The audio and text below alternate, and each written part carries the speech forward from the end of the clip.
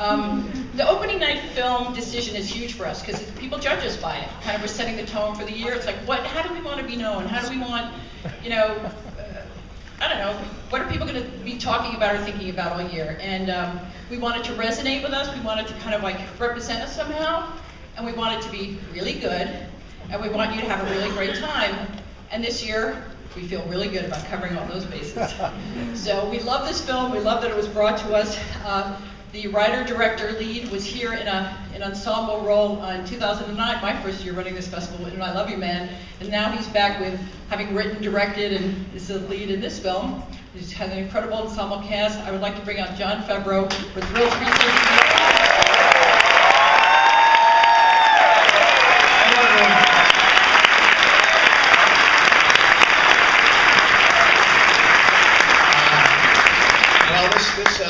Harry, Brother Geek, how are you doing? Good. Last time, I haven't been here for the festival a lot, because, it's more fun in town. If you're in the movies, the festival's great. But Austin's fun without a festival. Yeah! It's a great place. And I tend to sneak in and out of town for things like Button-Umathon, Fantastic Fest. My 7-year-old daughter asked me, why did they say keep Austin weird? So I hope tonight she'll learn why they say that. And when we were figuring out where we're going to premiere this film, and this is a special one for me because it was I've been doing bigger movies, and then one day an idea for a whole movie hit me at once, and I scribbled out 8 pages of outline. And that hasn't happened to me since Swingers happened to me. And I wrote this thing because those of you who are writers, I'm sure a lot of you are, and filmmakers, when you have an idea that hits you, I have a lot of really, really good 8-page scripts. Right? And then you just forget what you were thinking or doing, or a great video game comes out, or House of Cards gets released. And you stop. And so it was one of those where you didn't want to lose the scent. You were like tracking a creature through the woods. And it was less than 2 weeks, and it hit me, and I got it, and I read it, and I showed it to some of the people who were here from the agency that I'm with, and friends of mine who were actors, and they were like, give it a shot, try to make it. And I was used to a whole era because of online theft that there was just not any money in the independent film world. And now, thanks to the technology coming around and people being more active online, those revenues are coming up, and you could do smaller movies now again. And I think it's really good for all of us because the big ones have to appeal to everybody, young or old, male, female, every market around the world to make its money back. But little ones like this you could make for you and for an audience that will connect with it more personally, even if not everybody feels it. But you could make movies that are not just about fantasy and escape, but about lessons that you're learning in your life as you get older. And I'm really proud of it. And the cast is amazing, as you'll see. And some of them are here. And I won't go through it. You'll see them in the film, and we'll meet them afterwards. But it's so rare that you have something where you just set out to do something simple and you execute it the way that you wanted to, and the people come together and help elevate it. And so where do we go with it? And it's not a lofty film. It's not something that I'm trying to change the way you look at cinema, but it's something incredibly personal with tremendous personality, and it's fun, and it's about music, and it's about food, and it's about passion. And when I tell people that we're going to South by Southwest to see it, they say, perfect. That's the perfect place to bring it. So I'm so proud to share this with you all. I hope you enjoy it. I would like to welcome back Jon Favreau.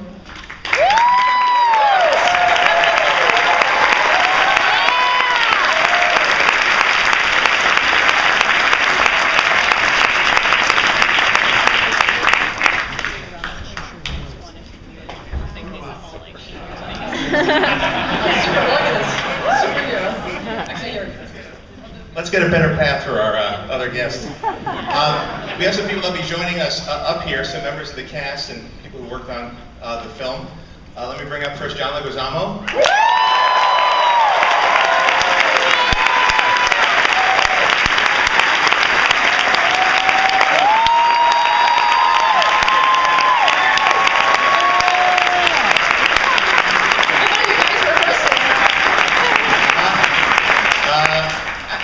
I will meet the next person at the curtain on the side. Through there? Okay, that's how we go. Good, perfect.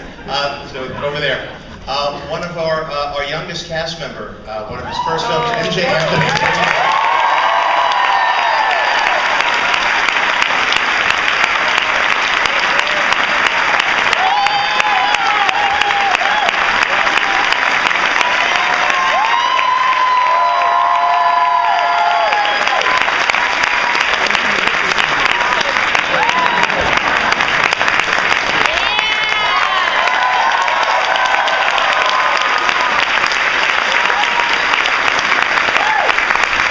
He's ruined now. Very fortunately, a member of the panel of the board this year, South by Southwest, Mr. Oliver Platt.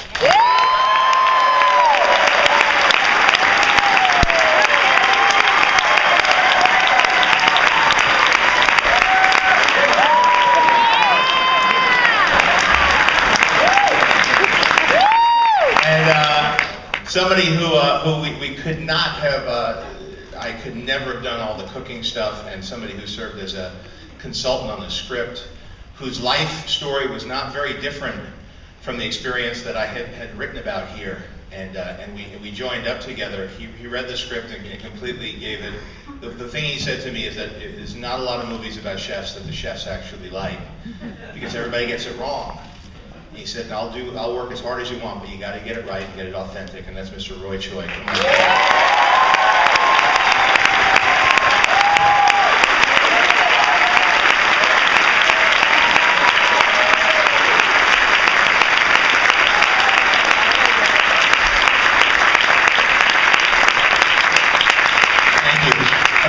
I'd like to draw attention to another one of the heroes in the audience who's here as a viewer, came all the way from New Orleans, Mr. Kramer Morgenthau, our director of photography.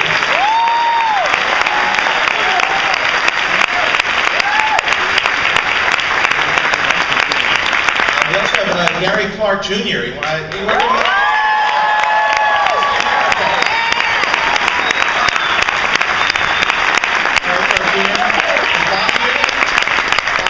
Here's Bob Layton, our editor, in the back there. Bob Layton.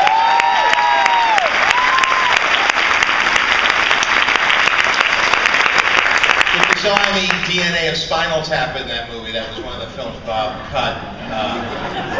You should look up his resume on IMDb. It's pretty impressive. We were in very, very lucky company there. I think this is our Q&A panel. How do you want to do this? Do you want to ask us questions, or should we talk, or what do you want to do? I'll start with the first question and throw it out to the audience, so I'm sure I have plenty of them. So, dream ensemble cast. Wait, we'll let them talk for a minute. Sorry. You guys done? I missed that. Oliver hadn't seen the movie before, so we were... And Oliver's on our narrative jury this year, so it's thrilling to have him here. Sure, yeah. So the dream ensemble cast, I mean, yes. Top to bottom. You want to talk about that for us? I can start. It's something where I wrote it, and as I said before, it kind of hit me all at once, and you know when you get hit with inspiration like that, you get out of the way and you just finish it, and then you see who's in it, and then you start to imagine people playing those roles, and so everything kind of happened in a very organic way through Sarah Finn, our casting director. We reached out to people. She did a great job. Is she here? Oh, there's Sarah Finn. Right there, Sarah Finn, our casting director. Is there anybody else that's here? This is like one of those dreams where all... Who? Oh, Denise, our production designer, Denise Bazzini. You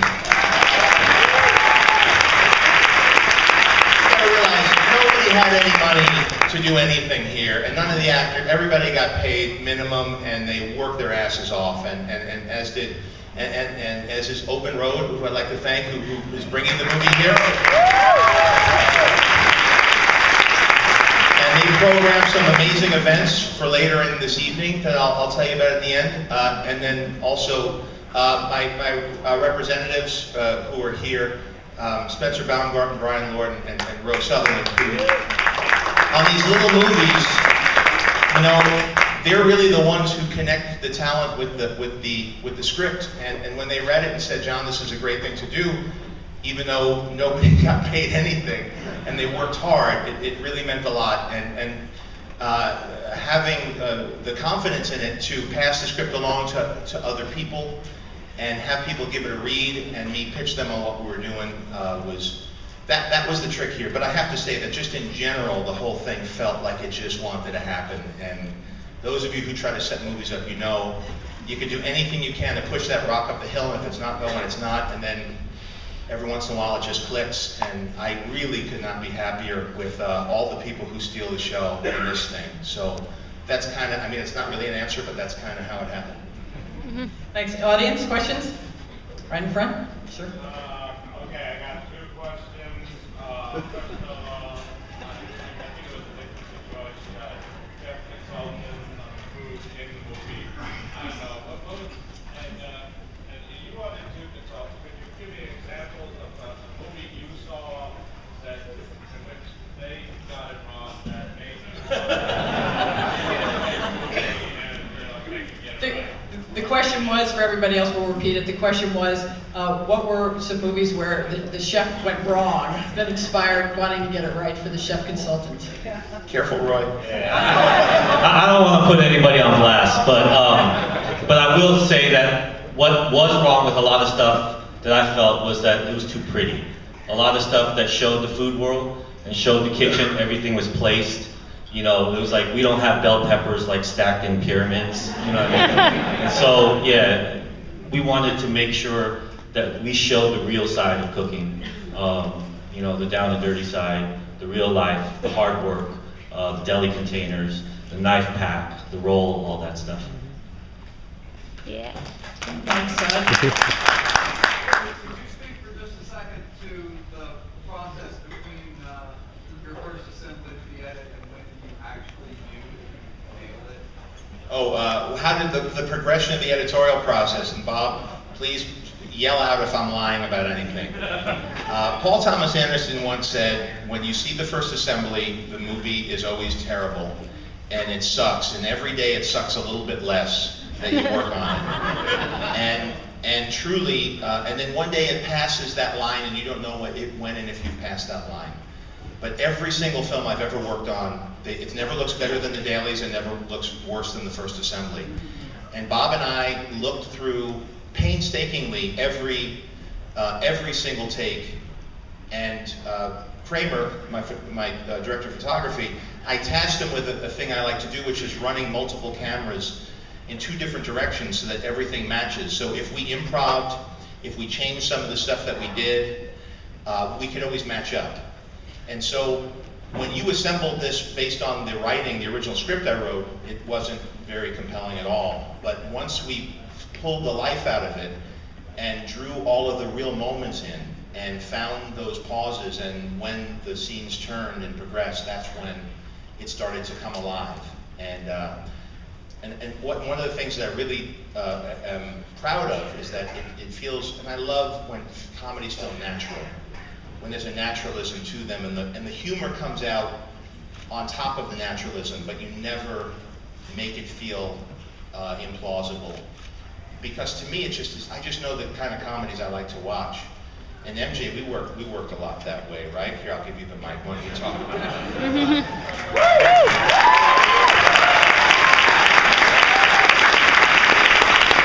Okay, I'm 10, so this isn't going to be that great, and I kind of got to go to the bathroom, so.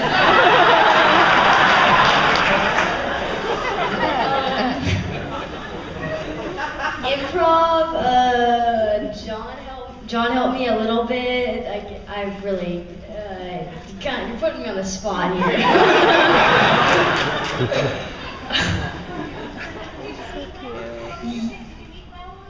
Oh yes, I definitely ate well. How did you actually get involved with the film? How did you hear about it? How did you get cast for it? Oh, coast to coast.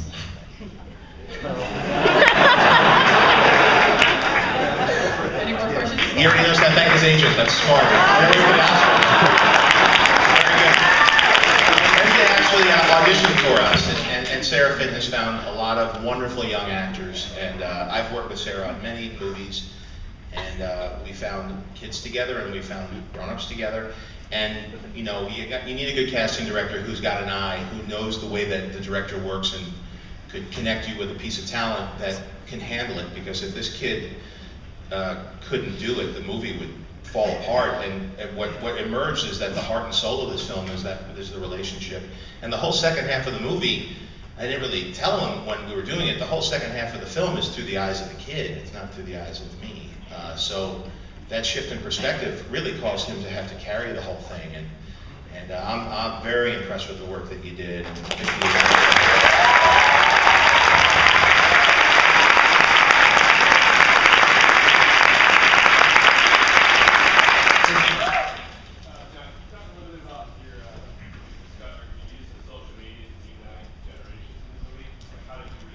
Oh, the social media aspect? I'm pretty active. You know I get the social media thing, so it was fun to play somebody who didn't know anything about it. But I didn't really think about setting out to make a story about social media. I just wanted to tell a story about the creative process. And you know, we were looking at movies like Eat, Drink, Man, Woman, and Big Night, and that's all that was in my head as I was doing this. In the books that I've read, Anthony Bourdain's book, and so I didn't think social media would be part of it, but kind of like how in Swingers the answering machine became part of the language, just because that was our lives. This is what our lives are now. It's through Twitter, and I was just thinking about what would really happen. And then through the graphics and stuff, I got some VFX chops from my day job, so I was able to do some fun things with it graphically, which I think really encapsulated what it really feels like. But it's amazing to me how audiences now think in social media terms, and they get jokes a lot faster than I thought that they would. And I just wanted, you know, the thing is, you always want to put your characters in as hot of water as you can to raise the stakes, and everybody knows that feeling of when you get put on blast and when you make the awful mistake of Googling yourself, especially if you have any degree of notoriety, it is soul crushing. So it really was just a storytelling tool that ends up making it feel, you know, of today, which I'm particularly pleased with. There's been a hand up in the back, no, all the way in the back, about like 4 rows from the very, very back. Yeah, go ahead.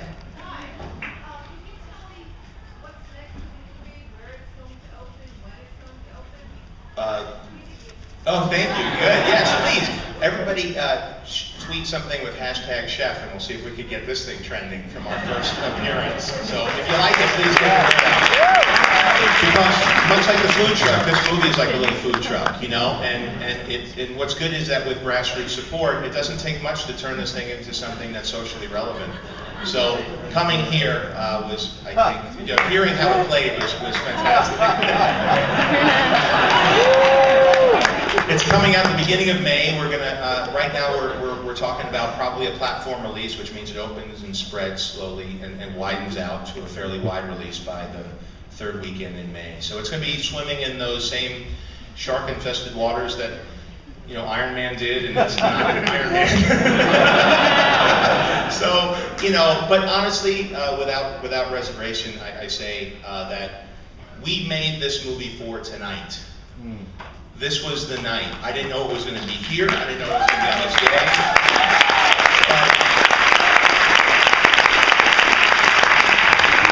And the one aspect that I think is true about, and where it does connect the chef world from our world, the movie world, is we love this. Like, this is what it's all about for us. And everybody who worked hard on the movie there and up here, this is when you get this is when you're cashing your chips in. This is as good as it gets. It's never going to get better than this for this film. It'll spread, and hopefully people will see it and talk about it. But the feeling that we got tonight as this thing was enjoyed and consumed is what's in it, for us. And so thank you for that.